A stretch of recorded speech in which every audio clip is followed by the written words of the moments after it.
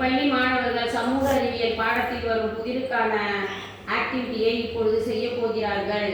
முதலில் மஞ்சள் நிற கவசம் அணிந்திருக்கும். கவசத்தோடு இருந்தால் விதையாகும், கவசத்தை நீக்கினால் உணவாகும். அது என்ன? அதுதான் நெல். என்னை தேடி வரும் எறும்பு. என் பெயரோ கரும்பு. கடுகை போல் நான் இருப்பேன், வெடிக்க மாட்டேன், சுவையான உணவாவேன். நான் யார்? நான் தான் கேழ்வரகு. கருப்பு மாடு குளிக்க போச்சு, குளிச்ச பின்னே வெள்ளையாச்சு. அது என்ன? அதுதான் உளுந்து. காயை துருவ பூவாகும், காய்ந்த பின் பிரிந்தால் எண்ணெய் ஆகும். அது என்ன? அதுதான் தேங்காய்.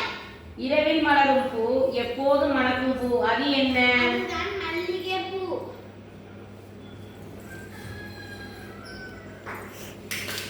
இந்த ஆக்டிவிட்டி உங்களுக்கு பிடிச்சிருந்தா லைக் பண்ணுங்க, ஷேர் பண்ணுங்க, மறக்காம சப்ஸ்கிரைப் பண்ணுங்க. நன்றி, வணக்கம்.